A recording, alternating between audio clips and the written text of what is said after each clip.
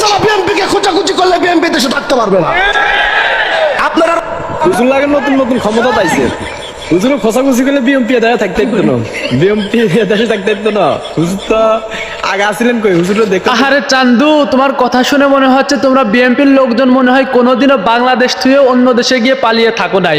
আওয়ামী লীগ থাকাকালীন তোমাদের তো অনলাইন অফলাইন কোনো লাইনেই বাটি চালান দিয়েও পাওয়া যেত না। এখন ছাত্র জনতা সহ আলেমুলামারা যখন বাংলাদেশ থেকে আওয়ামী লীগ তাড়িয়ে দিয়েছে, এরপর তোমাদের পাখনা গজাইছে, তাই না? আওয়ামী লীগের আমলে অনলাইনে সার্চ করেও তোমাদের দেখা মিলতো না। সেই আওয়ামী লীগকেই বাংলাদেশ থেকে তাড়িয়ে দিয়েছে যারা ইনসাফ প্রতিষ্ঠা করতে চায় এদেশে। তোমাদের বিএনপির ভিতরেও অসংখ্য ভালো লোক আছে আমি জানি, কিন্তু অসংখ্য ভালো লোকের থেকেও বেশি অসংখ্য হচ্ছে খারাপ লোক। অসংখ্য চাঁদাবাজ, অসংখ্য সুদখোর, অসংখ্য ঘুষখোর, অসংখ্য দুর্নীতিবাজ, অসংখ্য বাটপার, অসংখ্য ভোট চোরে ভরা।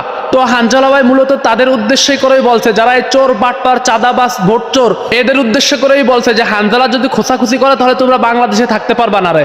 হ্যাঁ সত্যি এটাই, আওয়ামী লীগের মতো একটা দল এই দুর্নীতির কারণে বাংলাদেশে থাকতে পারি নাই। আর তোমরাও যদি সেই দুর্নীতি শুরু করো, তোমরাও যদি সেই চাঁদাবাজি শুরু করো, তোমরাও যদি সেই বাটপারি শুরু করো, তোমরাও যদি সেই ভোট চুরি শুরু করো, তাহলে তোমরাও বাংলাদেশে থাকতে পারবা না। হ্যাঁ, কথাটা মাথায় সেভ করে রেখো।